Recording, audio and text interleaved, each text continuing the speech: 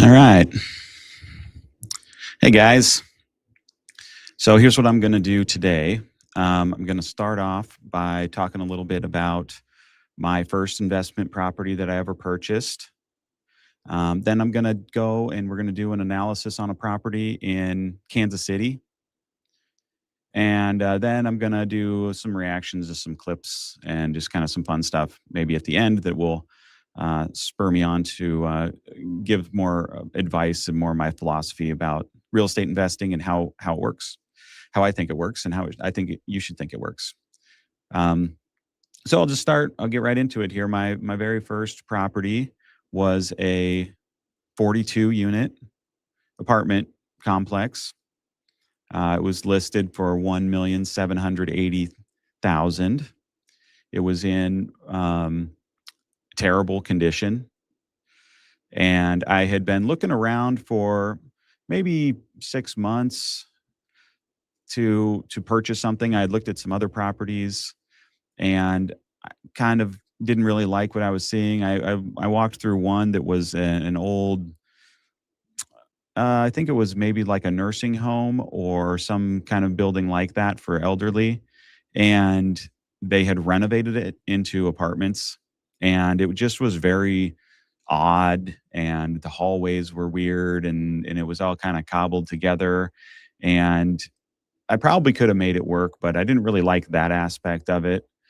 Um, and so this one came on the market, this 42 unit complex, and it was probably the shittiest um, apartment complex in the town, if not the second shittiest.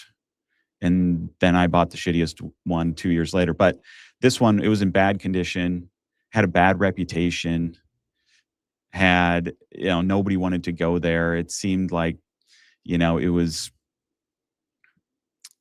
undesirable people there. There was crime there. The cops were called there a lot. There was all kinds of horror stories and warnings from people, and everybody thought I was kind of crazy for even considering it, and especially at that price, that was blew people's minds. What? Oh, you're going to pay $1 million for that dump? Um, and that happens a lot in real estate, especially when you're looking at the deal. Other people aren't really aware of what you're looking at or why you think it's a good deal. They just immediately come to an emotional reaction about it, and they're like, "I would never. That thing needs to be bulldozed. That thing, it's full of roaches. It's full of bed bugs, and you're going to get a bad reputation, and nobody's going to want to this, and you're going to go bankrupt, and all this doomsdayism. Woe is me, the sky is falling."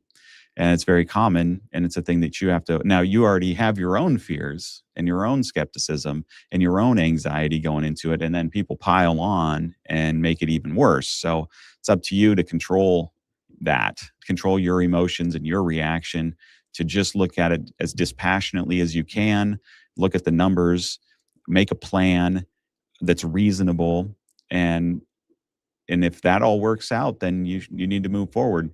Every time before I buy a property, like the couple days before we close on it, I always get a bit anxious. I'm like, oh gosh, am I really doing this? Is this going to work out? I hope this works out okay. And then once we close on it, then that goes away. But it's this weird thing. Even after doing it so many times, it still happens to me. But so this property was bad, bad, bad, bad, bad tenants, bad reputation, it did have roaches. I later found out it did have bed bugs. I was pretty naive about what to look for and what to negotiate on. One of the things that I wish that I had done now that I didn't know anything about then was I wish that I would have tried to get seller financing, because I'm sure the seller would have probably financed the down payment, because it was a property that most people were going to avoid, and he was going to have a tough time selling. And so I didn't know about it at that time. And so we ended up putting in some of our cash to purchase it. Unfortunately, that's always an unfortunate scenario, but we were able to negotiate the price down to 157, and we were able to get $50,000 cash credit back for fix up repairs, and things like that. So the guy who owned it was a dumpy guy. I mean, and he cobbled everything together. He was the manager, he was the maintenance guy. So basically no maintenance got done and no management got done. He he was just doing as least as he could to get as much money as he could. And he would get the shadiest people in there to pay him in cash. He would, he wouldn't actually buy anything new to replace anything. So if a door broke, he'd go into a garage sale and find some random ass door and put it on there that didn't match, that had nicks in it, that was ugly. If there was a piece of trim that needed replaced, he just had a pile of old trim that he would take a piece and he would, cobble it together. Not even the same kind of trim, didn't even match, not the same color, not the same thickness, nothing. He would let people live there without any oversight as to how cleanly they were, or if there was abandoned cars in the parking lot, or anything like that. Um, so yeah, if you guys want to comment or anything, I'll read all the comments in the on here, and I'll respond to them. So just go ahead and comment if you want. So yeah, so it was a very bad condition, very undesirable. But I knew that if we could clean it up. Well, I came from a background of flipping houses before this, so I wasn't that worried about the work. So I will get into that another time. But so it wasn't really that scary to me that it needed work. I was kind of naive as to how much work it did need, because it's just kind of like every single piece of it needed replaced. Yeah, I mean, siding and windows and roof and all the doors, and then all the cabinets inside and the fridges and all this. So I kind of got myself in. I think though that overall being naive was also a blessing, because I wasn't really aware of a lot of the issues and the situations that I was going to run into, and so I just had to deal with them when they came up after I purchased it. I didn't know about it beforehand, so that I scared me out of the deal, because it was like, oh, that's going to be overwhelming and all these bad things are going to happen. I just sort of jumped in both feet, you know, and I hadn't owned any rental property before. I never really wanted to own rental property. I had friends and family who owned single family houses, and it just seemed like kind of a pain in the ass to me to own single families. And I was like, I don't really want to deal with getting these things rented and the calls and all that kind of stuff. So I wanted to buy something that was big enough that I could have someone manage it for me, because I didn't want to do any of the management. I was okay doing the renovations and the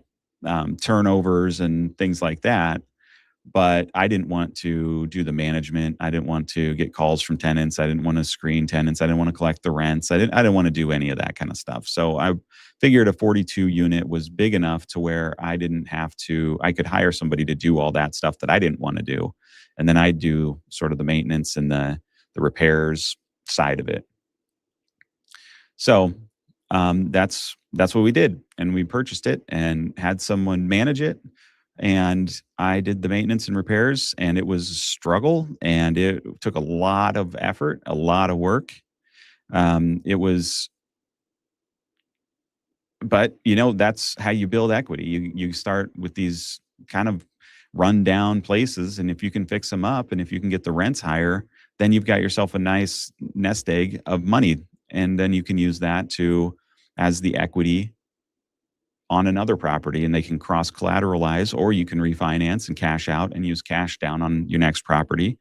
Um, so most of my properties have all been fixer uppers, and so there's a lot of those around my area, and they needed a lot of work, and everybody was sort of like disgusted that I was even considering them. So there's one story where the these renters were just terrible, terrible. Like, I don't know how to even describe it. There was this one apartment, and the guy had moved out. He'd lived there for a while when I had owned it, and he'd always paid, but he was moving out, and so I hadn't been in his apartment. And he had a son with some uh, mental health impairments, and they were both overweight and kind of waddled. And so anyway, when they moved out, I went in the apartment and it was disgusting. There was obviously stuff everywhere, stuff laying everywhere. But the most disgusting part was going into the son's bedroom. It reeked like urine. It was so overpowering. So I got in there and I looked, and it's just trash everywhere, trash filling in the closet. And there was a blue tarp laying on the floor with a mattress laying on top of the blue tarp, and it reeked. So hauled everything out of there, and when I removed the tarp and I tore out the carpet, the subfloor was so saturated with urine from the sun, and that's why they had the tarp there, and the bed was all urine stained, that I had to tear out the subfloor and do a bunch of, yeah, mitigation and replace it, and it was just nasty. For some reason, they had Q-tips laying all over the place too. I don't know what the deal was with all the Q-tips, but um, there was a lot of those scenarios. Lots where we would go in there and there would be bed bugs, and we didn't know anything about bed bugs. I had never seen a bed bug. I'd never seen a roach. We had a lot of roaches too, but the bed bugs were the ones that scared us because we had heard that they were so invasive and they were easy to, you know, so as we got looking into it, we're like, oh shit, this is what a bed bug looks like. Those are bed bugs. Oh, great. What are we going to do? And we're freaking out. Um, but we we had to treat a few properties, a few apartments for bed bugs, and we had to call somebody to do it. We didn't know what we were doing. And so the guy would come there and he'd set up his units and all the stuff, and it would cost us like $1,000, $1,300, and it was super expensive. So I didn't really like that too much. And so the more and more we learned and we paid attention, I went and I found my own bed bug equipment, and it was a bunch of big heaters and fans, and they were all electric. And so I just decided I was going to do it myself. I was going to mitigate it, and I was going to save us the money because we'd already spent like $3,000 or $4,000 on this guy. And I'm like, well, we've got 42 units here. They're probably all going to have bed bugs, or majority of them are. And nobody told us about that. So anyway, I buy the equipment.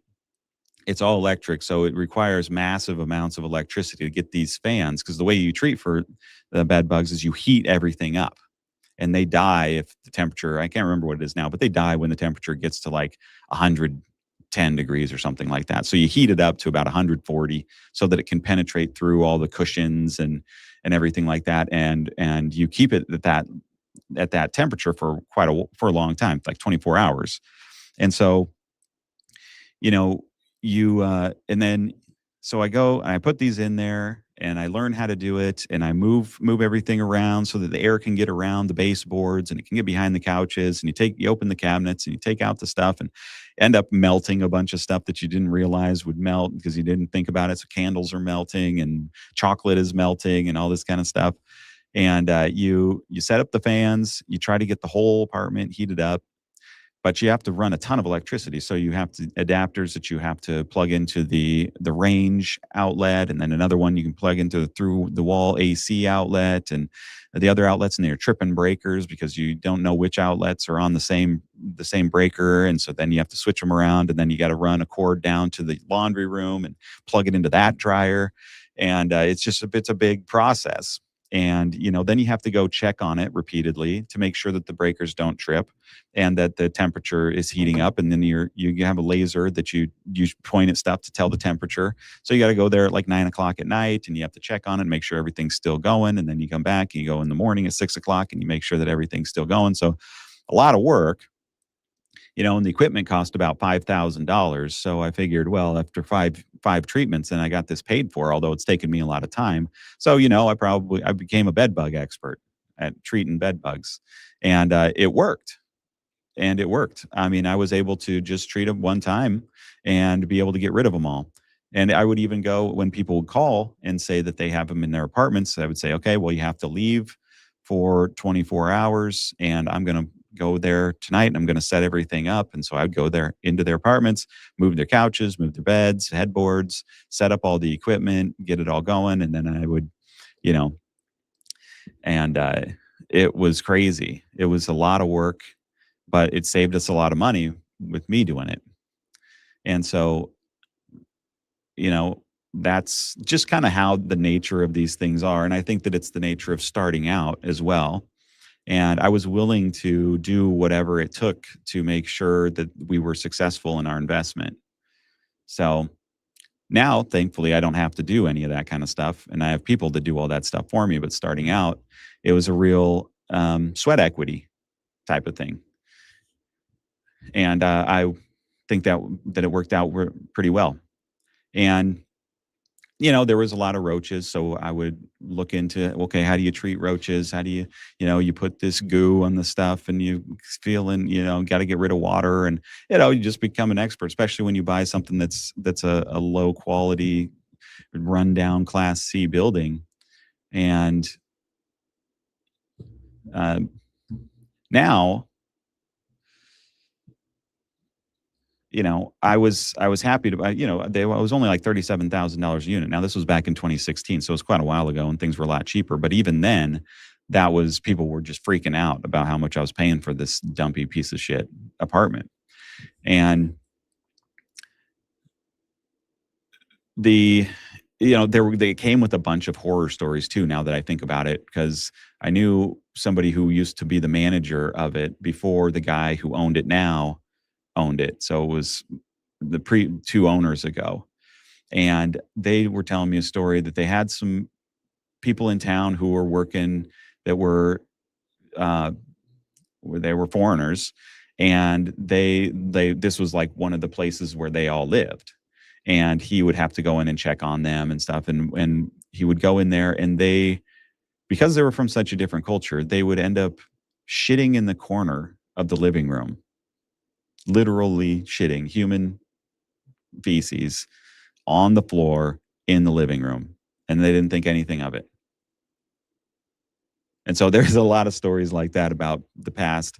And just like, why would you want to buy this thing? It's got bed bugs, it's got roaches, it's got people shitting on the floor, it's got crime, it's got, the cops hate it, the locals hate it, everybody dislikes it. So, I wanted to make money and I knew that I could on it. So I bought it, I fixed it up, and now it's one of my best properties. It looks nice. It's the rents are way higher. They were about $450 when I bought it, and now they're $900 to $1,000. And so the property's worth about $3,600,000 to $4 million, somewhere around there. And so it's increased in value a lot. We've made a lot of money. So, and now it's cash flowing, it's paying us out, every month, and everything's being run by other people and I'm not having to do anything. So, and I've been able to use the equity that we've created, to buy more properties. And that's sort of the game. That's what I encourage people to do. That's how I encourage people to do it. If you're not handy, if you can't really do anything, like, it's going to be a lot more difficult, and it's probably going to be more of a long-term investing with maybe like a group of people or something, because you really learn a lot when you're the person who's at the property doing the work. You learn how everything works. You learn how tenants behave. You learn what the incentives are and the disincentives are for renters. You learn what things cost. How much does it cost if they break a door? How much does it cost if they break a cabinet? Things like that. It just gives you a lot of insight, and to help you when you have other people running it, to keep a check on them, right? Because if you have a management company running it, you're not really sure exactly what the costs are of the repairs they're doing. And they don't usually do as good of a job as what you would do. So I don't use a management company. I have my own managers that manage for me, that I work with directly. And so that gives me a lot more control. And that's a big deal to me. And I think it should be a big deal to you guys too, is control over the property. You want to have, I think that you want to limit and eliminate any possibility of having investors or co-investors or being part of a fund or any of that stuff. You want 100% ownership of the property. You want 100% of the appreciation, of the depreciation. I want 100% of the control over the rents and what the rent prices are that you want to charge.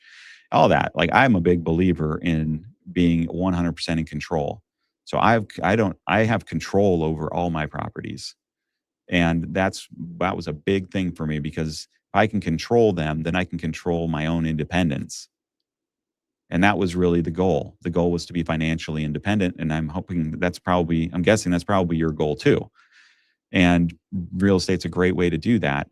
But not if somebody else is making all the decisions and has all the power and you're just kind of there along for the ride. You're going to make a lot less. And it's going to be much more difficult to borrow against the property, to use the equity, to refinance, to do all the things that you need to do to go to the next stage of growth and to buy more and to accumulate. Now, now that I'm more established, I'm looking into investing in funds and, you know, and let somebody else do all the work. Well, I'll get a much lower rate of return, obviously, being part of an investment group. But that's kind of the stage that I'm moving into. And I may do it, I may not do it. I probably will still just buy my own stuff and keep control of it. So the return on mine is way higher than what you could get in a fund, for sure. And that's what happens when you have 100% control and ownership. And then you get massive returns. Most all of my other properties were financed. I didn't put any money into buying the purchase. I was able to take the equity from this one, leverage it into the next one, leverage the equity from that one into the next one, leverage, and just keep leveraging the equity. So all total, you hardly put any cash into these things. Now you got a lot of loan, obviously, but that's okay. That's the way the real estate works. It's a debt. It's a debt game, and you have to be good at managing your debt. You have to be smart at how much debt you take on, and you have to really, really be aware of treating them as your investor, like you're a partner with the bank, and you have to make sure that they're happy, and you have to make sure that they get their money, and then they're willing to give you more. So that's sort of the story there. That was a very stressful experience. It was very difficult. There was a lot of sleepless nights. There was a lot of anxiety and a lot of learning and a lot of mistakes made. But I would do it again. And I think that you should do it as well. I think that it's okay that it's stressful. You just have to be the one who learns and knows how to deal with your stress, and to keep it under control, and to keep the vision of what it is you're trying to accomplish. You're trying to accomplish financial independence and financial freedom, and real estate does offer that. Now, I still do work on my properties, but I put in not that much, maybe 10 hours a week in looking over things and meetings. And so there is a point to where you become free. And as long as you're watching over them and making sure everything's happening the way that it needs to be happened, you're free to do what you want. So I'll still set the rent prices, and I still look over the expenses, and I talk to my managers and make sure that things are getting filled quickly. And I will oversee the marketing and the ads and stuff like that to make sure that we have good marketing materials. And I'm the one who implements the technology to make sure we have the top end technology that's making us as efficient as possible. And that's been a big benefit. That's one of the things where a lot of these owners of some of these smaller units, maybe like 40 plex, if there's like a 400 plex, that's going to be owned by a consortium, a group of people. And, but even still, they're usually older people, and older people don't tend not to really implement much technology and not even be aware of the kind of technology that's available that can streamline their management and save them a ton of money. So, for example, I use a technology called Appfolio, and it they built my website. So my apartments, all my data, all my CRM, my management software, all that stuff is and my accounting, it's all contained in Appfolio. And so I've got a website that people can go to.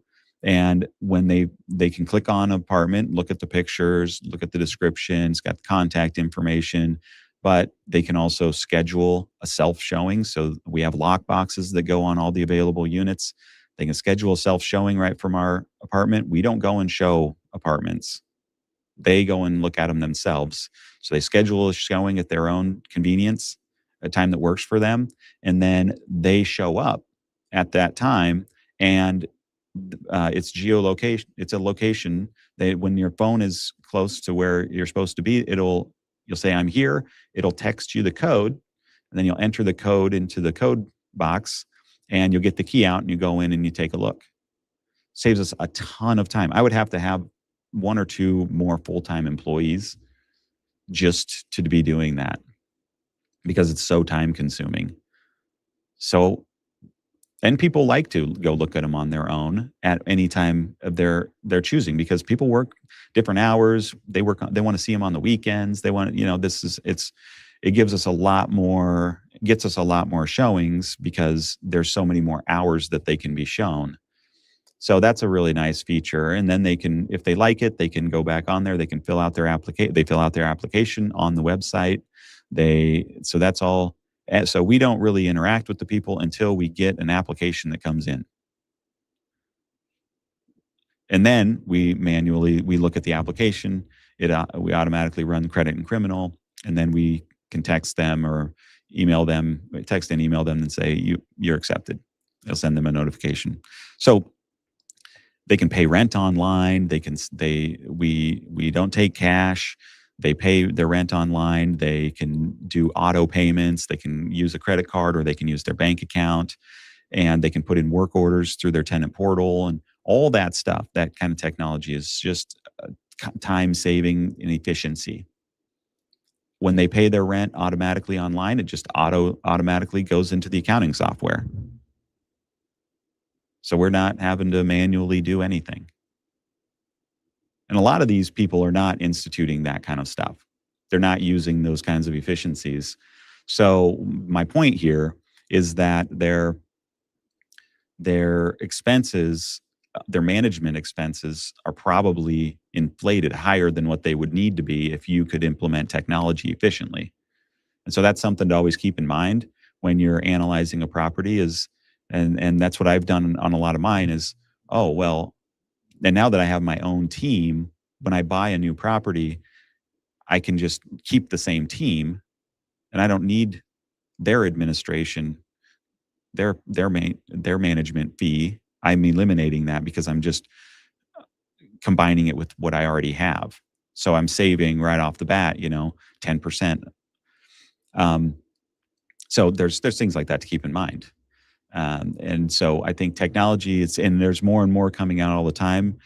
Real estate is a notoriously slow, real estate's a notoriously slow industry to adopt technology. They do it reluctantly and very slowly.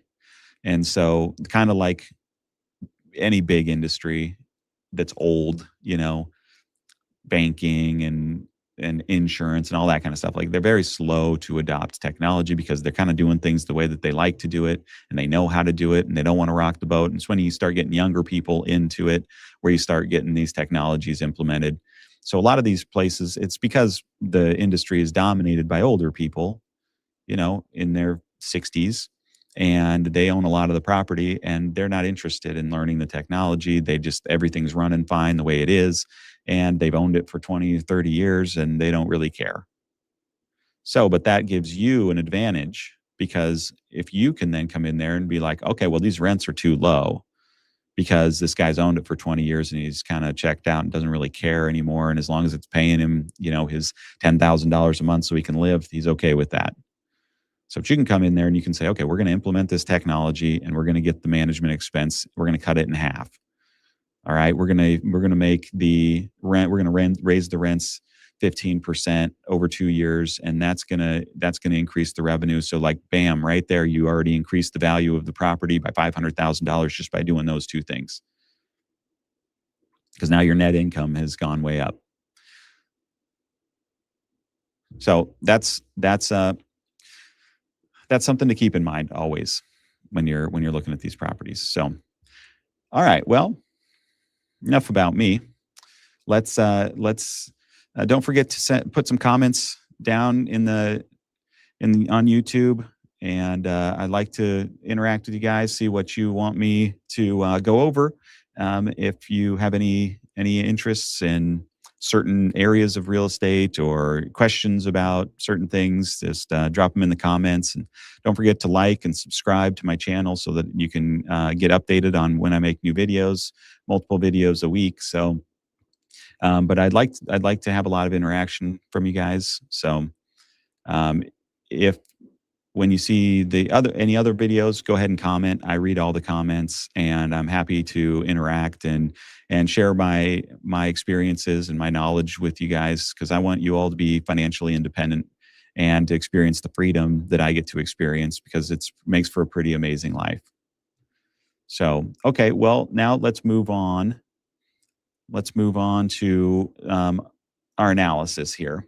Okay, I'm going to analyze this property from Kansas City, and we're going to look at what kind of a deal it is. Oh, let's see. I need my calculator. Yeah. Crap.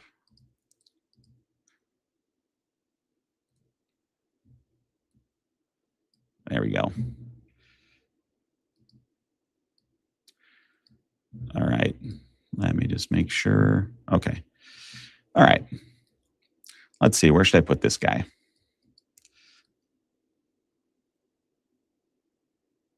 Put him over there. Okay. So let's see. This is a 17-unit apartment building. Okay. In Kansas City. I don't know that much about Kansas City real estate. I like Kansas City as a town. It's pretty neat. So let's take a look at the pictures here. This looks pretty nice. Kind of hard to tell when it was built. Maybe in the 90s. I'm not sure. It's called Plaza 44 Luxury Apartments. Ooh, fancy luxury apartments. Okay, well, let's find out. So nice landscaping, nice exterior. Got some trees, that looks pretty nice so far. Has a pool. Okay. Parking lot here right next to something that looks not luxury. It's like maybe I don't know, apartment building, probably maybe a hotel, maybe a motel. Little pool here. Kind of a nice little feature. I've lived in multiple apartment complexes. None of mine have pools, and I never have used the pool at an apartment. Is this still a thing? I don't know if people are still putting pools in. I don't know if it's that much of a benefit.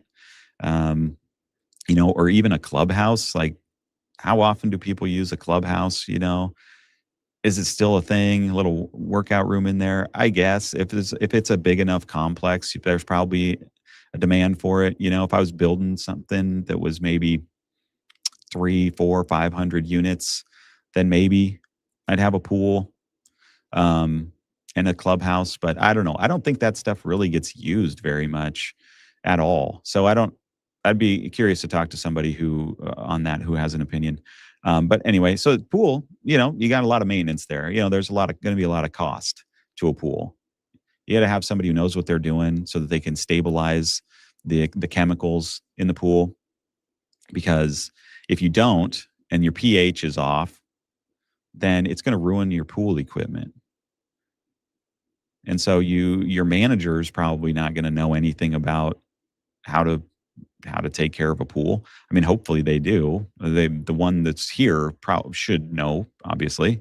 Um, and got to make sure the water level's right. You got to clean out the filters. You have to make sure that they've got their little robot or whatever driving around on the bottom, cleaning the bottom. So you got to make sure that's in there every night.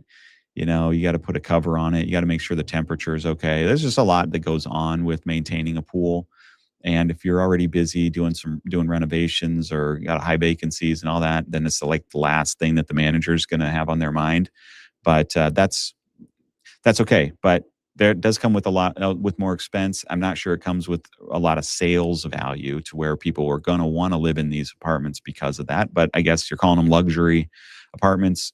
If people are moving into a luxury apartment, they're probably going to expect a workout room and a pool and a clubhouse, probably. So just very nice landscaping out here. Look at that. That looks really nice. I like it. Um, okay. Oh, this looks nice. They look fairly new. Maybe this was built in the 2000s. Um, but he's got the little deck, little patio area. Okay, what's this back here? Another apartment building, maybe. House. So maybe this is an older house. So maybe this is in an older part of town. So that's something to keep in mind. It's called down here. It says incredible A+ country club plaza location. So, a lot of times these country clubs are in older areas, like the more well established ones that are sort of more high end or old money kind of feel to them. And so that would make sense that maybe this would be in a kind of older houses and stuff around here because it might be just an older established country club area. So, all right, let's move on. Let's look at this interior picture. It looks nice. Yeah, I mean, tile floor, white trim, and brownish gray walls. So this is a staged one that they're using. Looks like. So it's got older cabinets that they painted white. You can tell just from the design. See that? A little wave there. This makes me think that these are older. I can imagine somebody would put new cabinets in like that. It's raised. So I don't know, but they look nice. So you'd have to look closer, maybe in person, or get some real pictures from somebody in person to look at like the hinges and just like were they well painted or did they look bad? But since they calling this a luxury apartment, they're probably painted well. It's got nice subway tile backsplash. It looks nice. Stainless steel appliances, granite countertops, sunken sink, faucet. So that looks nice. Sometimes you can look and tell on the bottoms of these whether they did a good job or not. I can't really see anything right off the bat. Okay, another picture of the kitchen. Oh, this one's got hardwood floor. That's nice. It's an actual hardwood floor. And it's a bedroom, hardwood floor. That'd be nice as an owner too, because I think they're pretty sturdy, So it makes me think it's an older building, honestly, that's been renovated, but I don't know. I'm getting a little confused by when this thing was built. Okay, that looks good. Good. Okay, not much more to look at here. Yep, looks nice. It's got some crown molding, kind of nice little extra feature. This one's got tile throughout, looks like. Okay, decks. All right. Yeah, decking. Nice privacy. I think this is around the pool. Okay. It's all brick exterior, so that's nice for maintenance. Everybody's got their own parking spot, so that's kind of nice. Here's an older apartment. It's got the wood shakes on the side walls, so that's built in the 70s probably. Okay, so here's a map. Don't really know much about it. That's all right. Okay, let's get into the analysis here. Incredible A+ country club plaza location, on-site pool, off-street parking, 3 additional properties for sale within a mile for a total of 84 units. Oh, wow, interesting. Okay, so This is apparently a heavily rental area, is what I'm thinking. 17 units, 1 studio, 10 one-beds, 6 two-beds. In-unit washer dryer. Okay, so they have washers and dryers in the units. So that's nice. So here's the other ones that are for sale. So that's 56, 67. So yeah, they were right, 84. Fully renovated, multifamily property comprising 17 units, mix of studios, 1 bedroom, situated in highly desirable West Plaza neighborhood of Kansas City.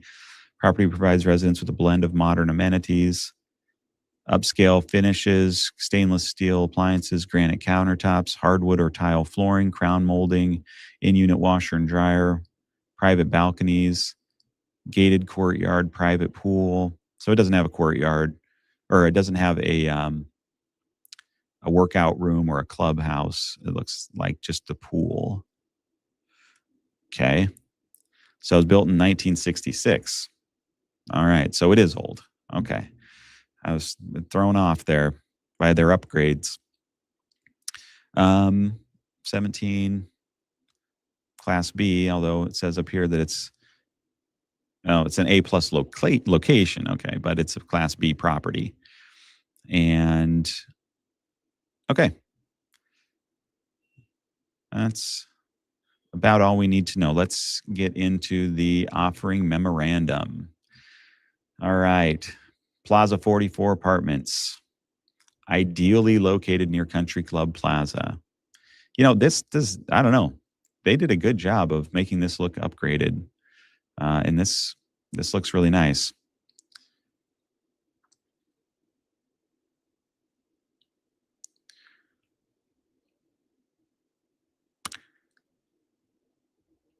Okay. Enjoyed the benefits of owning real estate with the potential for immense appreciation on your property. According to CoStar, the Plaza area submarket price per unit has steadily increased from $89,000 in 2013 to $122,000 in 2019 to now $162,000 in 2022. Okay. One of the things is that the interest rates are still so high that a lot of these people have not adjusted their prices. And it's like, okay, well, sure. In 2022, the interest rates were phenomenal. So of course it was at its all-time high. You could get a 25-year, I got a 25-year locked in commercial mortgage on my properties, locked in for 25 years at 3.5% interest.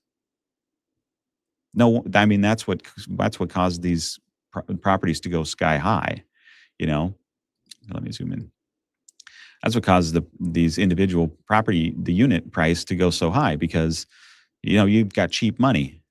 Now that same loan, I don't even know if you can get it locked in for 25 years anymore, but it's 7%, double what it was. That's a huge difference in the cost to the buyer.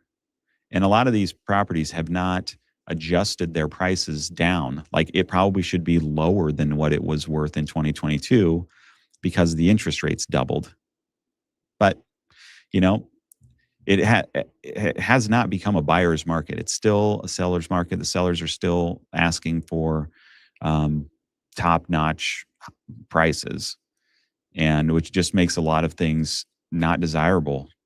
So you really have to work to find something that's a decent price that can actually pay for itself, so you're not losing money due to your high interest rates. Now, interest rates are probably going to be coming down, but we don't know. And they're not going to come down to 3.5% again like they were.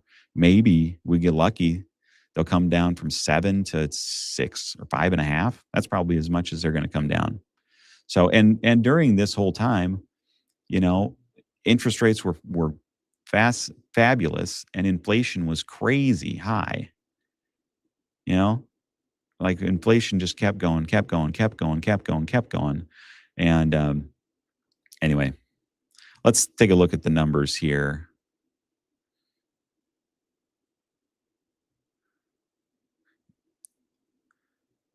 All right. So it's got individual heating and air. Heat is gas. So let's see here at the utilities. The electric, every tenant pays their own. That's standard. They have a $40 RUBS. That's a ratio utility billing.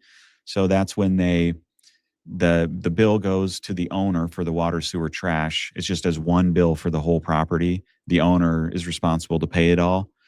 The ratio utility billing takes that bill and it divides it up amongst all the apartments based on square footage. So if you have a higher square footage, your cost is higher. Obviously, if it's lower square footage, like for a studio, your cost is lower. They also take out sort of like common areas out of that, and so that they can kind of get a ratio for what each unit is using of that. It looks like to me that they're doing maybe just a standard $40 fee for everybody. That's what it looks like. See that? It says $40 RUBS. I'm thinking, and this is actually what I do. I just do a standard fee for everybody. I don't do the ratio utility billing where you send it to a company, they send it back as a utility bill to the tenant, and then the tenant pays you the utility bill. So it looks like official that this is your cost. You know, like if you get it from the um, electric company, so that it makes people pay it.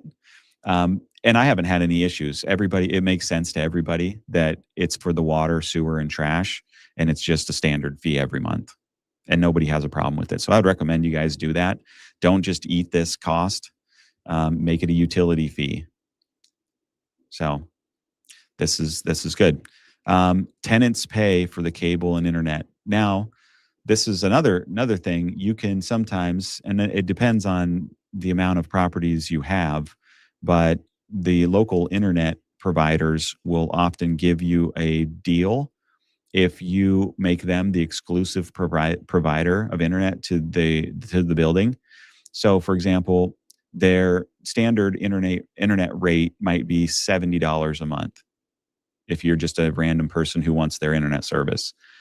They would, if you agree to let them be the exclusive provider in your complex, they might give you that rate for $38 and they just bill you, the owner. So you're paying $38 on every unit for internet.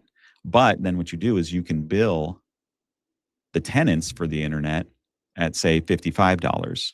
So you're making $17 a month off of the internet. And the internet company provides all the routers, all the customer service, all the everything. You just basically keep out their competition, and that's why they give you the discount. And it can work out. You can make, 17, let's figure that out actually. So $17 a month times 17 units, that's $289 a month.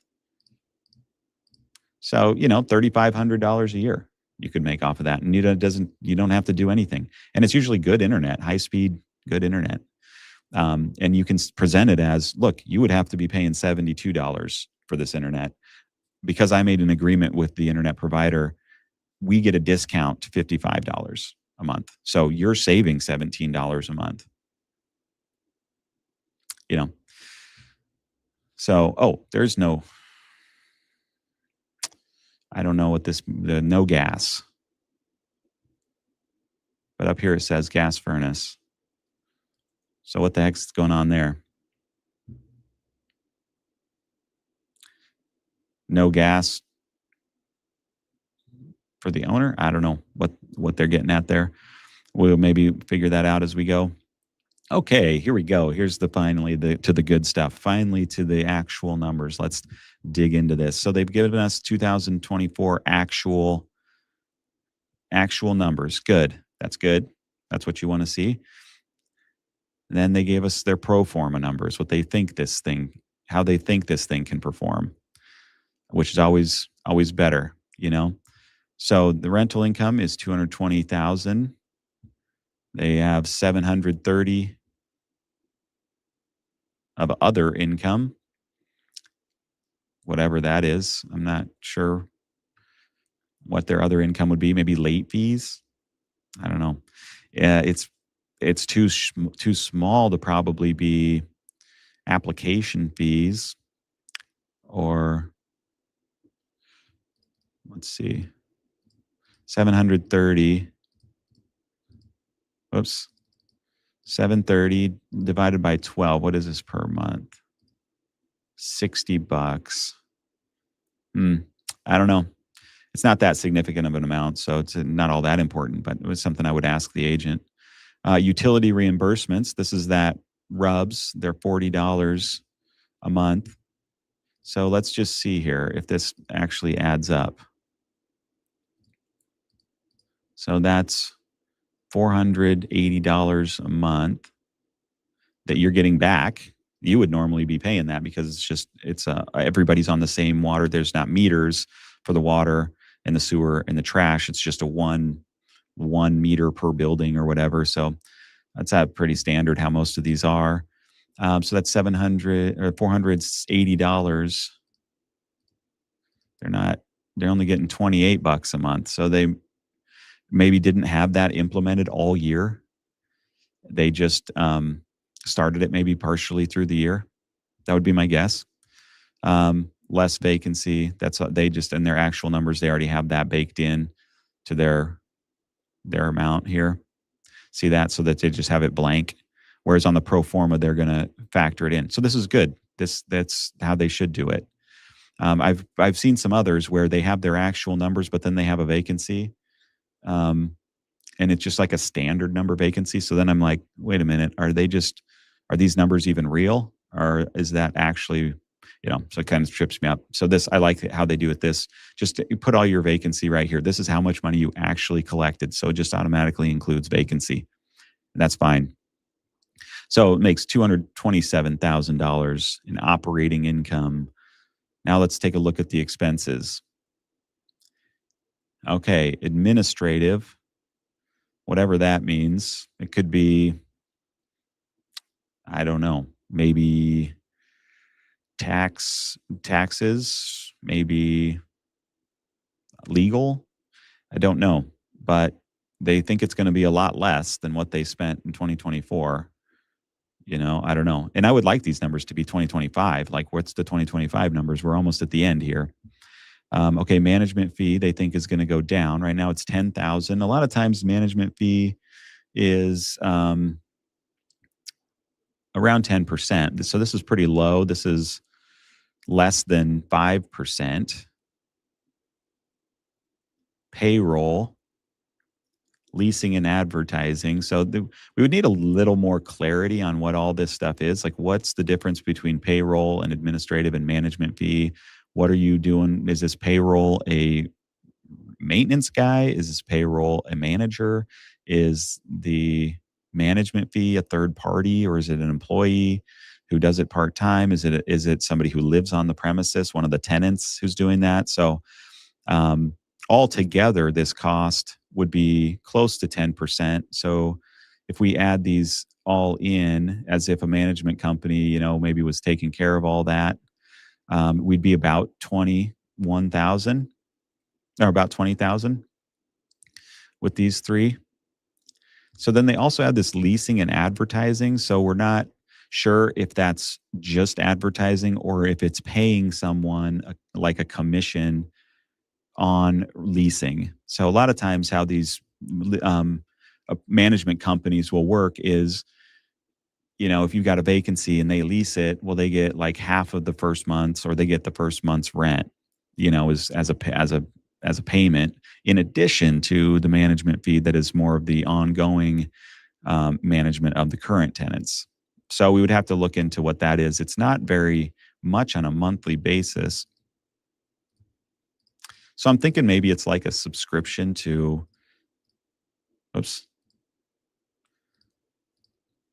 like maybe it's apartments.com or something, and then people can fill out leases there. So maybe something like that. They have it going down in their pro forma. They have payroll completely eliminated in their pro forma for some reason. Who's going to be doing whatever that person was doing? How are you eliminating it? Why were you paying them then if they're not necessary? So that doesn't make much sense to me. service contracts. Um, so this would be probably things like snow removal and lawn care, is what I'm guessing. That's what they're talking about there. Maybe with like water softener company that comes in and fills the water softener. Maybe the pool maintenance or something. Maybe they have an outside pool company that comes in, and they're the ones who actually maintain the pool and do the chemicals and make sure everything is good. Okay, so they think that's basically going to stay the same. Leasing and advertising they have going down. Service contracts they have basically staying the same. Repairs and maintenance 34,000 basically, so about $300 a month. That's a pretty good amount. So for 17 units, I would say $3,000 a month is actually quite a bit of repairs and maintenance. Yeah, so that's good that they didn't lower it very much. You know, they still lowered it $4,000, which they are always going to do because oh yeah, we are spending 34,000 a year, but you are going to be so much better at it than us that you're going to save $4,000. Well, why? Why would it be any lower than what you've got? Why would you just make it the same? Well, because we had this one thing that came up and we had to, there was an AC unit that was giving us some problems. So we spent a lot of money on the technician to come out there and get it going multiple times throughout the summer. Well, so that's just how that's always going to happen. That's not going away. Um, okay. So let's see here. So that's going down 4,000. I would just raise it right back up. That's stupid to put it down there. But everything's going down, right? Down, down, down, down, down. Now we get to the utilities. Somehow the utilities are going up. Why are they using more? Why are they using more utilities? So anyway, this is $7,000 in utilities, and they were reimbursed in their utilities $5,700. They're going to get reimbursed 67 or 7,600, they think, and your utility costs. Is only going to be 71. So you're going to fully capture all of your utility cost, and you're going to actually make $500. So that's a good scenario. They lost 1,200 this year. See that? So maybe that's true. Maybe that's not. I guess let's figure out this utility number right here and make sure that's $40 a month for every unit. Now there will be it will be a little bit lower because you'll have some vacancy to where you're not capturing that, but let's just see.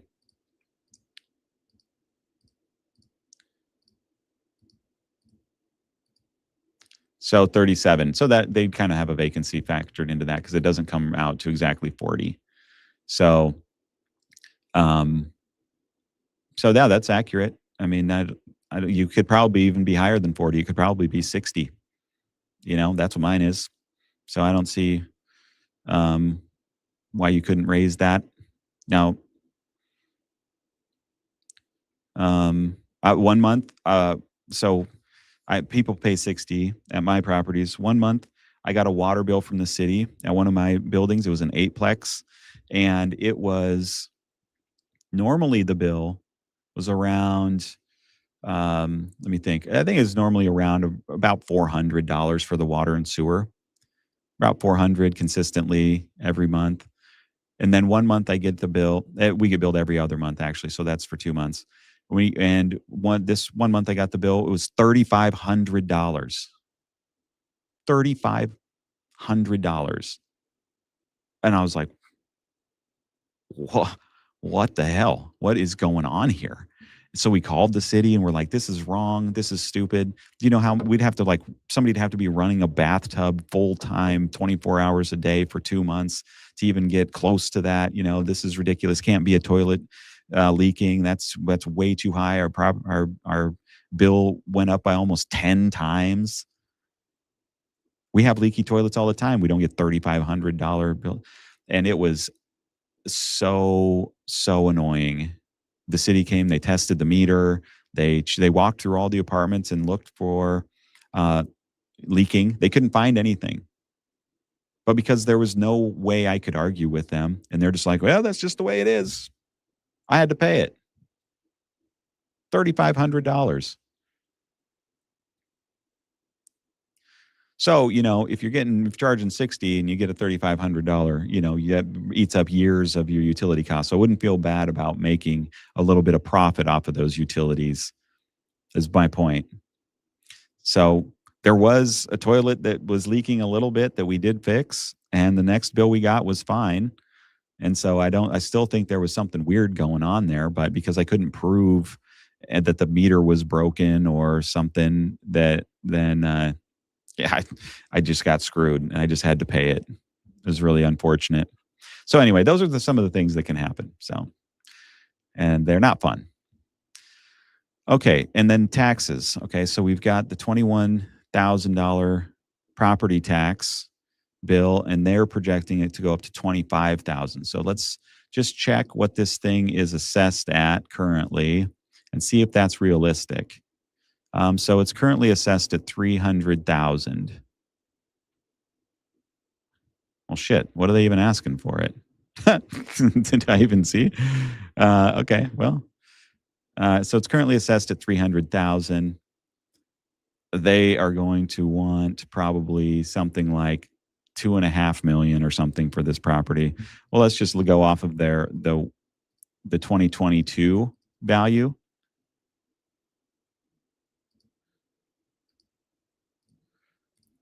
Yeah, like probably, I don't know, $2 million or something. They're probably going to want for this. So you think from 300,000 to 2 million, the taxes are only going to go up $5,000? So if they're 20,000 right now, and we're going to figure out what the tax rate is. So the tax rate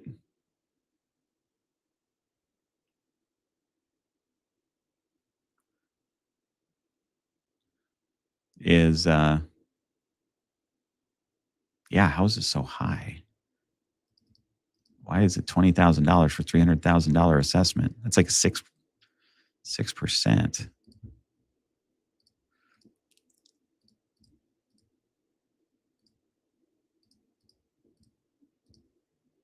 Wow, is that right? Yeah, 21,800. Why is that so high? That is crazy high. 6% property tax? That doesn't make any sense. I must be doing something wrong here.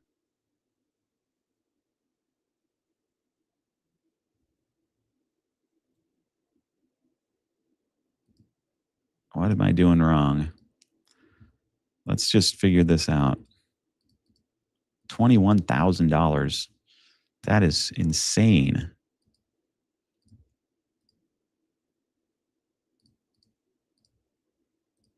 7.1%? Huh. That is definitely something I would want to ask the agent about, because that seems wild. Maybe it's because something with this country club area, that there's some weird extra assessment. I don't know. I don't know. So that really kills the property value here. Because in a normal place, um, that's like around 2%. So it'd only be 6,000. So you get $15,000 more of your money being eaten up by your property tax. I think it's going to go up to 3,000. Maybe. I mean, I don't know what's going on with these things, but if it's 7% of the assessed value, and you buy this thing for couple million bucks, just gonna jack that way up. Crazy, huh? Okay, definitely something to put on the list that we would want to look into, because something crazy is going on there. Insurance. Okay, they think it's going to stay the same. Depends on what they have it insured for, and insurance goes up like 30% every year. It's fucking ridiculous. So we're probably going to be up higher than that. So, okay, operating expenses, 104,000. They think you're going to be able that you are going to lower them down by 10,000. Why? because you're eliminating this payroll person for some reason and you're cutting expenses on basically everything. Not realistic at all. Okay. Net operating income. There we go. That's what we want to know. 122,000. 122,000. They think you can make 145,000. Probably not.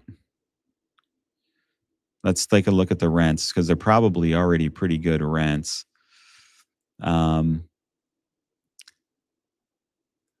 So this current 1-bed, 1-bath, 1,040, and they think you can get 1,160.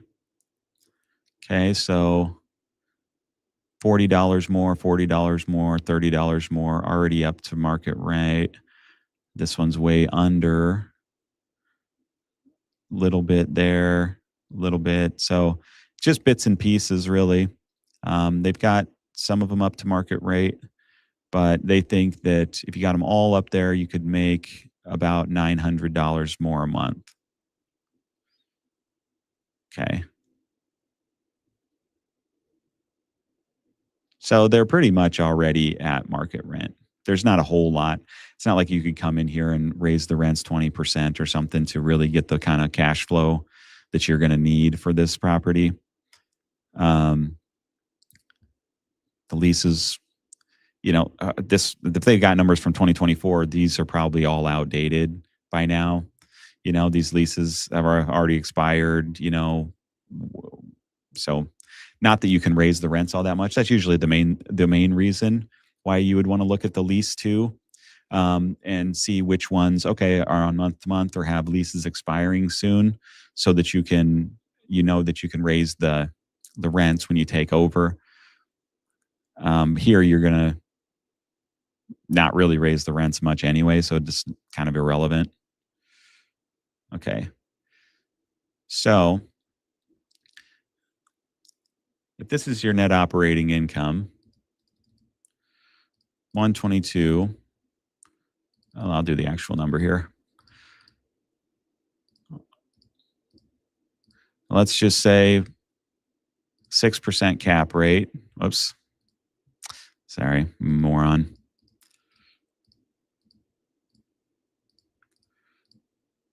Put this thing at 2,040,000.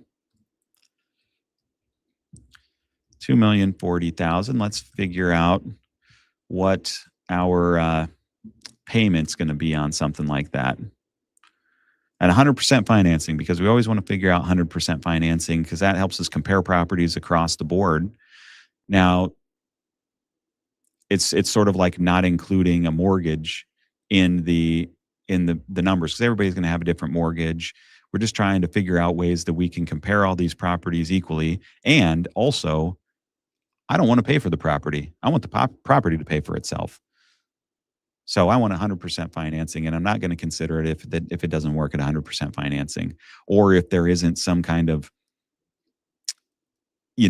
I can implement technology and I can raise the rents, and that will get me to that. But even then, I probably still want the property currently to pay for itself, and then I want to take all that excess for myself. So 14,418.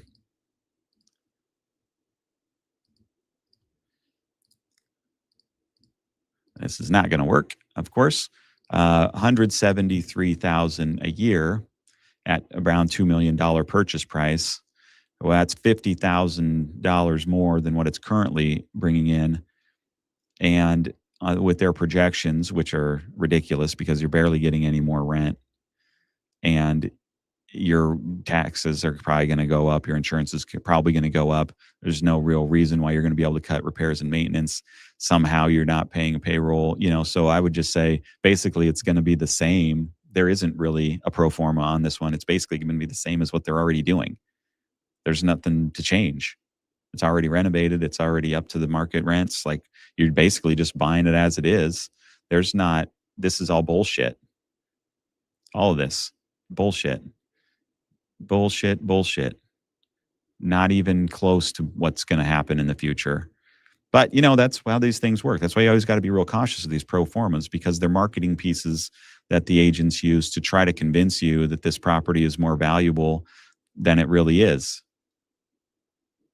So you just tell them to fuck off, that their pro forma's lying, and that you're gonna just go with the actual numbers, and you're gonna look through these and make sure they have real actual numbers, and they're not leaving things out, and they're not trying to distort things in the actual numbers to make it look better than it is.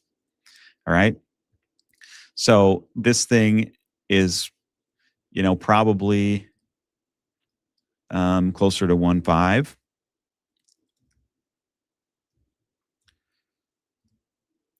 So yeah, that's about what this would be worth from a mortgage perspective. So 10,601 times 12, 127. Okay, so at 1.5, which I guarantee you they're asking probably 2.5, and they didn't give us the asking price, which is also retarded. Why? Why aren't you giving us the asking price? What is the big secret? Just tell us what you want for the property so we can do a proper analysis, right? I didn't miss it, did I? They didn't put it in here. I did not even notice. I just went right through everything. Um, yeah, they never said. So what do they expect you to call them so that they can get you on their list so that they can hopefully, if you don't buy this one, sell you something else, and it's kind of annoying. It's like, just tell me all the numbers so that I can look through it and I can make a decision for myself. And then I'll call you if I want to call you. And you know, anyway, so this thing is maybe worth 1.5. They would probably be horrified to hear that. And even at 1.5, you're supplementing this thing with $5,000 of your own money every year. You maybe could bump these rents a little bit, bump the utility reimbursement a little bit, and so you could cover that cost. But I would that's what I would put the value of it, and I wouldn't pay any more than that. They have got everything done for you, so that's nice. There's not going to be big projects, big infusions of capital that you're going to have to put into this thing. So that's nice. And if you could get it for, and this is because of the interest rates. I mean, seriously, like when we were getting interest rates 3.5%,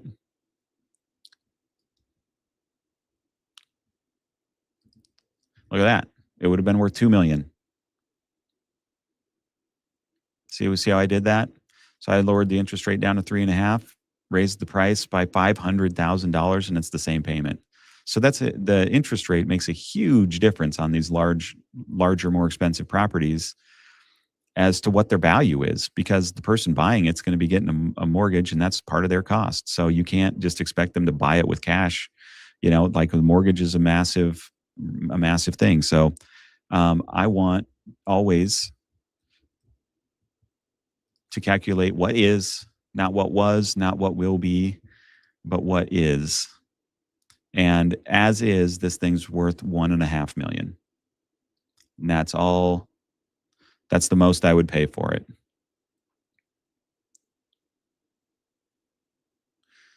So at 1.5,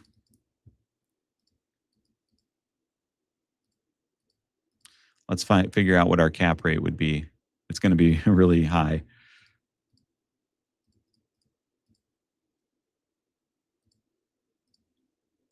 8.1.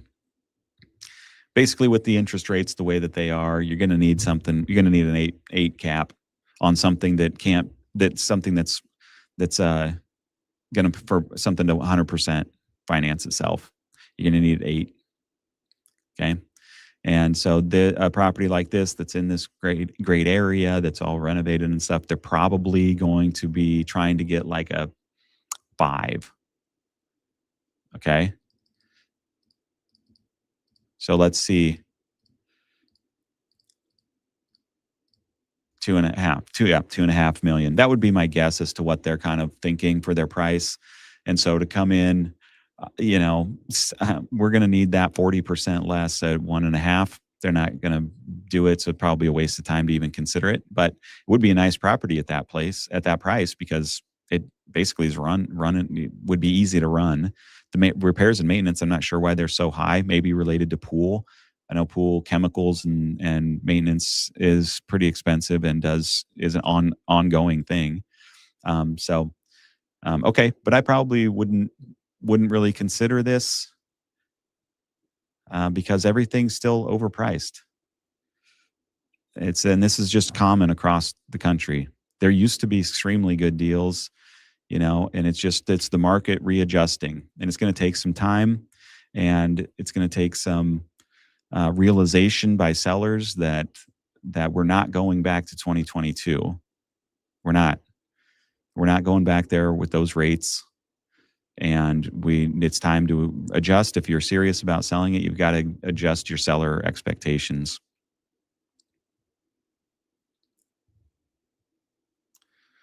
So, okay, that's that.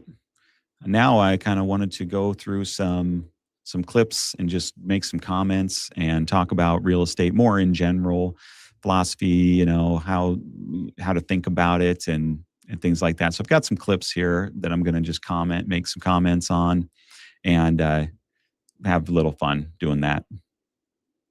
If someone to make $1 million in real estate, what would you? Whoops. If someone to make $1 million. Hold on. I need to.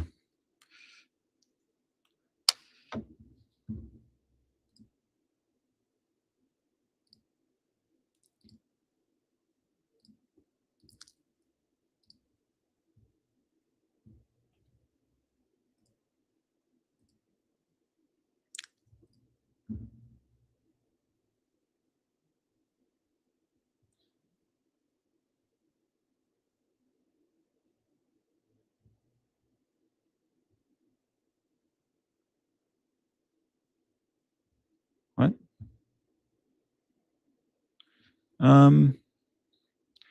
Okay. Well, I don't know.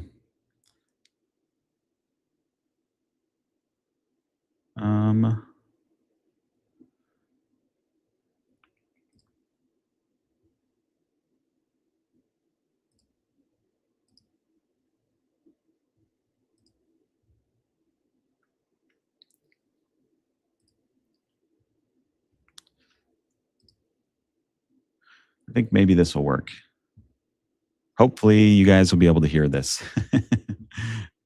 If someone to make $1 million in real estate, what would you recommend for them to do? Do not immediately go into real estate investing. I think a lot of people think that that's where you make money. That's also where you can lose a significant amount of money. Brokerage is a no-risk investment. Your time is what you're investing into creating relationships for people that are going to pay you to help them do a real estate transaction that you have nothing to do with. You don't have to buy the glue or the nuts or the bolts. There's no capital investment. And that's what's always set me free, because the risk is your time, but the reward can be endless. I'm a realtor. Okay.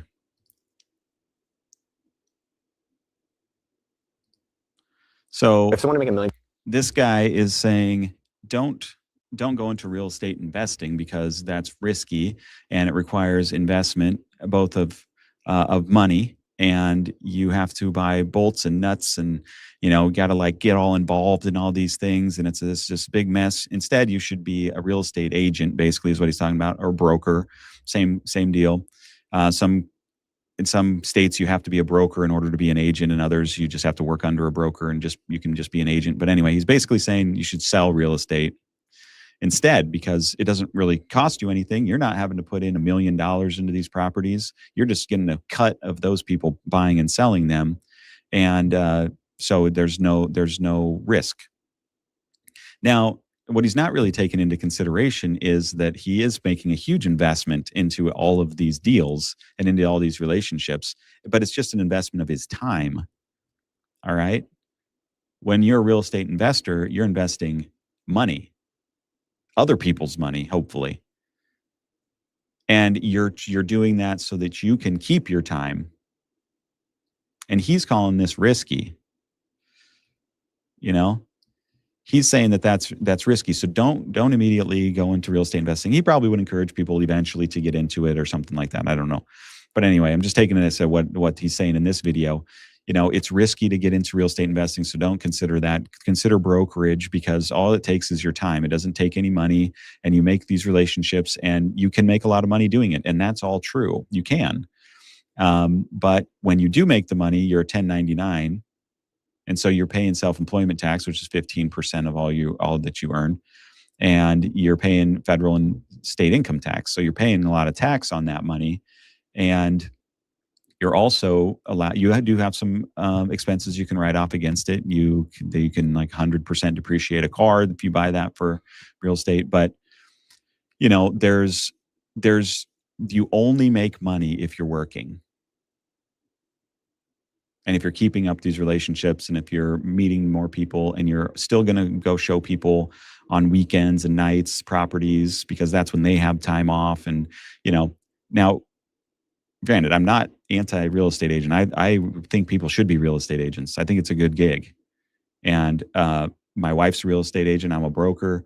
And so I'm not saying don't be a real estate agent. I just think that you should be a real estate agent because you want to be an investor. So you can go and look at your own properties. You can get access to the MLS, and you can analyze them, and you can sell your own properties. And when you buy properties, you're the agent, so you get paid to buy the property. Okay? And you're able to find better deals because you've got the inside track. So people are calling you, and people are like, hey, I hear that you invest in stuff, and would you be interested in this? Because you're a public person, because you're an agent. Now, I think that's the best scenario. Don't pit the two against each other. Use the two together in combination to supercharge your investing. And then if your things are going poorly on your investing side, you can kick up some deals maybe as an agent to find, or you can subsidize your properties with the income that you're making from your real estate sales and deals. So I don't really agree with him in the sense that he's not taking any risk, because it's just taking his time. Time is your most valuable asset. That's the thing you want to protect. He doesn't care about his time, apparently, and he thinks it's a better deal that he has to spend his time than he has to spend, rather than spending his money. I think it's better to spend your money, or preferably the bank's money, to save you time. And then you let time work in your favor, because as the property gets older, it gets more valuable. So that would be my advice with that. If you're going to be a real estate investor, seriously consider getting your real estate license. Okay, seriously consider it. It's not all that difficult. And you'll end up, if you buy a couple deals a year, you'll end up making some money. And then you can take that money and you can put it into the deal if you want. So sometimes you can even write out your commission as just to take it as a credit, so that you're not paying taxes on it. And you just write out your commission, but you negotiate a $20,000 cash credit on the purchase. So there's a lot of things to consider there. And if you got any questions, just drop them in the comments and I'll answer. I'm a realtor. Of course I'll show you a house on Sunday evening instead of hanging out with my family. I'm a realtor. Of course I've almost been shot by a tenant after walking through an apartment. I'm a realtor. Of course one of my relatives bought a house with another agent. I'm a realtor. Of course I'll answer your call at 1 a.m. because you had a question about a house. I'm a realtor. Of course I've had to clean off the floors after walking through somebody else's listing. I'm a realtor. Of course I've had a phone call with a for sale by owner and they've told me how much they hate real estate agents. I'm a realtor. Of course I've stepped in dog shit in the backyard of somebody's house. I'm a realtor. Of course I've had to break in through a window because the keys never worked for the doorknob. I'm a realtor. Of course I've sent an inappropriate text message to my client that was meant for my wife. I'm a realtor. Of course I've been mauled by a dog because the seller forgot to put their pet away. I'm a realtor. So get a hold of me if you want to buy or sell a home.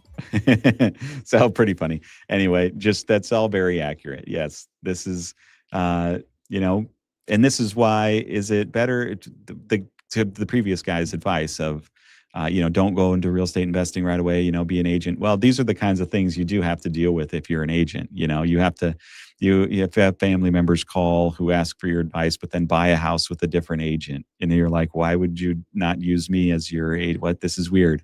Or you'll have somebody call you late at night who wants to see a house at 9 o'clock at night. and you're like, well, you got to go do it, or somebody on the weekends, you got a birthday party you're supposed to go to, but this is the only time that your client can see you got to miss the birthday party and go to it. Now, it does provide you with a very flexible schedule, and it does allow you to do a lot of things and to live kind of a balanced life, because a lot of times people don't want to see houses, during the working hours. So maybe you're home with your kids, and so you get to see your kids a lot more, and you can go to events and things like that. So there's a lot of benefits for lifestyle that come with being a real estate agent. So it's a good gig, but this is just kind of a funny thing. All real estate agents would think is funny, because this is just the reality of doing it on a day-to-day basis. If I was 18 and wanted to get into real estate, what are the first 3 steps? That's a great question. That's a really great question. And I have seen this before, so I like this guy's answer a lot.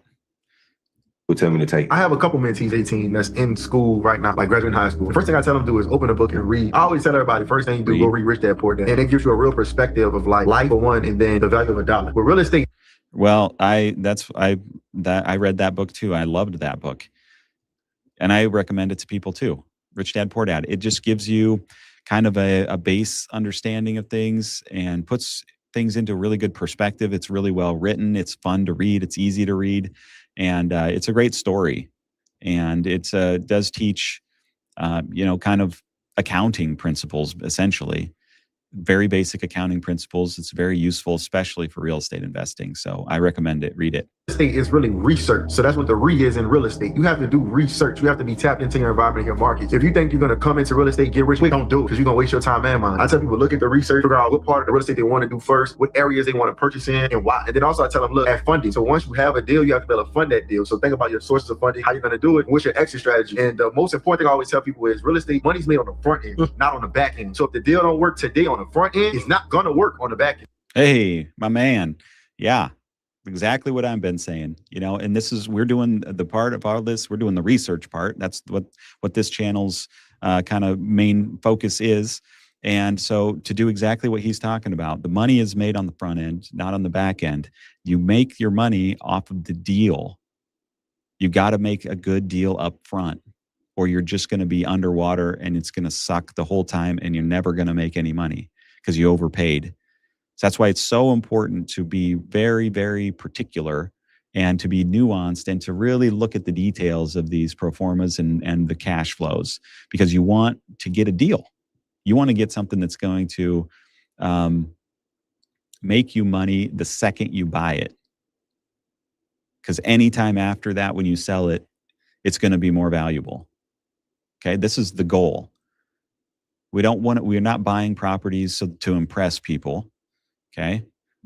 We're not buying properties to look like we're rich.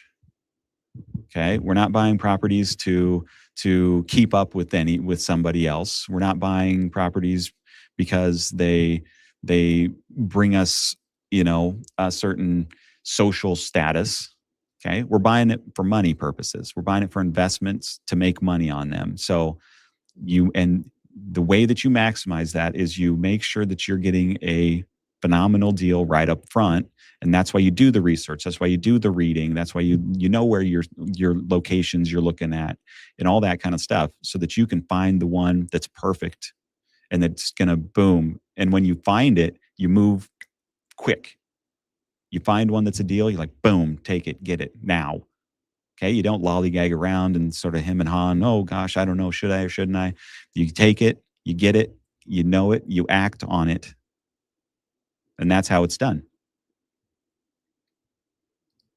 If you buy a property like this, it's really, really smart. Why? Well, we got a fourplex here. I paid $825,000 for it. You get $2,000 a month. You collected $8,000 a month. $8,000 a month is $96,000 a year. What do you think your property taxes are? Probably about $7,800 a year. Out of $96,000, we're going to take roughly 8 off of that. That brings you down to $88,000. And then you got insurance is about $8,000 a year. Now you're down to $80,000 a year. If he would have laid down the $800,000, he'd get 10% return on his money. You put money down, you got a loan. Yep. You only put down what? $160,000. And then your mortgage is $48.25. Go to bitmailer.com.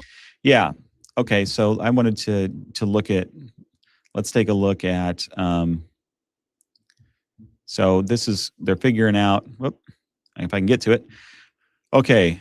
So his mortgage is 58,000 a year. So he's got 80K minus his 58, 80K is his net income basically. And then 58K is his mortgage. So that leaves him with 22,000. So that's a 14% return on his, let me see. I can't remember what he paid. On his initial 150 whatever, $155,000, $57,000 cash investment that he put into it. So he bought it for 800,000. He put in 160,000 or whatever cash into it. It'd be 20% down. And then so what they're figuring out here is that it's this 22,000 after mortgage, which even still he's making money off of this mortgage too, because he's paying down principal. So a portion of that he's keeping, not a very big portion. I would assume that he's paying down principal. It's probably not an interest only loan. I don't know what his financing is, but typically he would make maybe $12,000 a year off of that would go towards principal. So that would be his money as well. So let's say it's 12,000. Add that to his 22,000. So he's making 34,000. He's only getting 22,000 of it in cash, but his total earnings is 34,000. Okay, so 34,000. Let's figure this out. Sorry, you can't see my calculator anymore. I just think it's just not going to work in front of this. But so 34,000. You divide that by his 160,000 initial investment of cash. Now you're up to a little over 21% return. Okay. And not only that, but he's going to get depreciation on this thing and appreciation. So we're at 34,000 right now. Okay. The 22,000 here plus the 12,000 he's making off of his mortgage. Okay, I just wanted you guys to see like how these numbers actually work in reality, like how much you're really making. Like the returns are so much better than what you can get anywhere else. And it's kind of fun. Real estate's also enjoyable to do, and it's fun. It comes with headaches, but it's also fun to be doing something that exists in the real world and not just be clicking numbers like in stocks and stock account or Bitcoin or whatever, where there's no physical element to it. It's all just digital. Okay, so we're at 34,000. All right. So, but let's say that this property appreciates 3% a year. Okay. So that's not anything extreme. 3%. That's $24,000. So now plus his 30, so he gets all the appreciation on the whole property, even though, he's got a loan on it and everything, the property value, he gets to keep all that. Okay. Does that make sense? So his property is going up by $24,000 in value every year. He's paying down $12,000 in principal, which is money that's his, and then he's getting $22,000 in cash.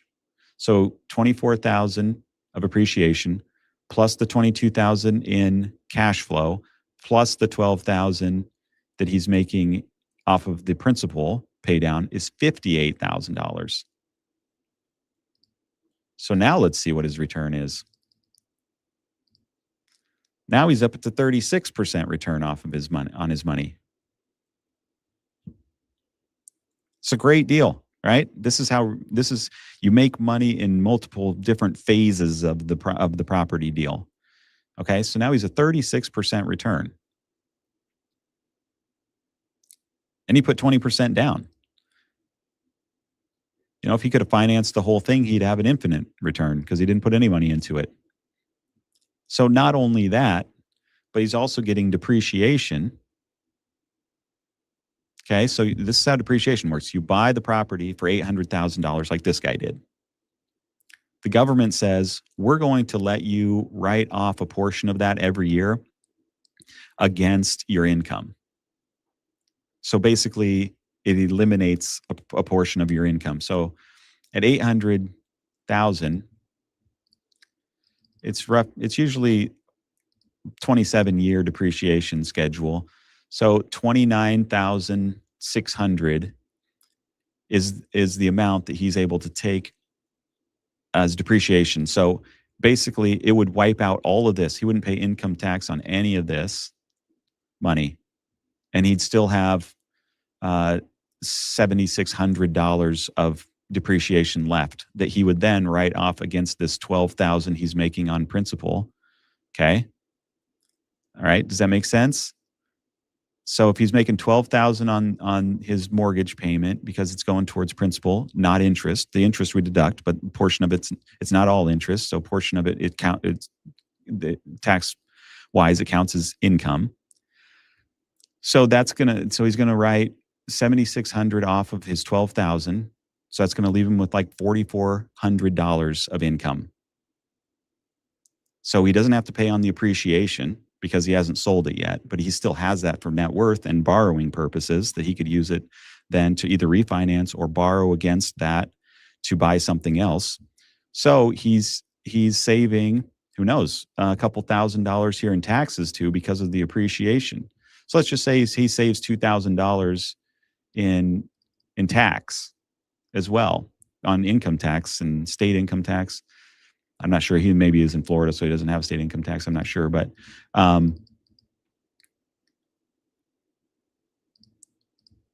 so let's figure that in there. So now he's up to $60,000 a year he's making on this property, essentially. I mean, so he's making 37%. And this guy's just a regular guy. He looks like a pretty normal dude. He's not doing anything crazy. He's bought an 8-plex or whatever he's got back there, and he's making a 37% return on his money. And if he would have put that 160,000 into S&P 500 or whatever, and let's say it does good and he makes 10% return, that's only 16,000. And with this, he's making 60. That's the power of leverage and the power of real estate and all the benefits that come along with it. 48.25. Go to BitMallet.com and let's put you on a. This is the strategy that people employ. They buy a property, you fix it up, you rent it out, and then you refinance it and say it's now worth $100,000 more than what you bought it for. You can get a loan for that exact amount, which you then use as a down payment on another property, rinse and repeat. Do I have that right? So let's say the property goes from 1 to 1.1, they'll give you 70 to 80% of that. That extra $100,000, they give you $70,000 to $80,000 of that. It's just that simple, folks. This is the strategy that people employ. Yeah. Well, that's how it works. So you get the property, you increase the value, then the bank, you can refinance. You might have to switch banks. Some banks don't like to cash out refi. It kind of depends. But yeah, if you cash out if your property you bought, it was $1 million, now it's worth 1.1 million. So you have $100,000 in equity increase. You can borrow, let's say 70% of that. So it's $70,000. Obviously it would increase your mortgage cost because you refinance. So now your mortgage is going to be higher on the property that you're refinancing, but you're getting $70,000 that you can then use to put a down payment on another property. And, so that would be,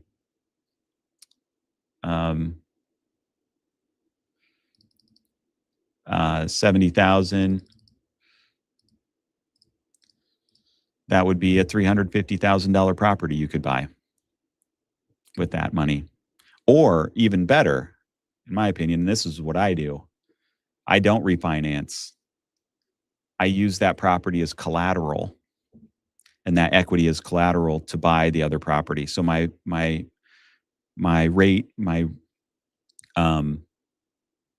mortgage rate stays the same on the property that I'm using as collateral, and then they will use that equity that you've created so that they don't have to refinance. They'll use that equity as collateral on another property. So you could buy the $350,000 property, and you would just have a loan of $350,000 on that property. So that property now has to pay for all of it. And that's why I do the 100% financing, is a big deal for me because I want to just borrow the full amount on that property, let it pay for itself. Okay, that's kind of the same thing as the cash out refi. It's a lot, I feel like it's more streamlined and it's a lot simpler. But it depends on your bank, what they want and what they'll allow and what you can strong arm them into doing for you. So, okay. All right, guys. That's it for me. I hope you enjoyed. Remember, like, subscribe, comment, ask me questions. I'd be happy to answer any questions you have. All right. See ya.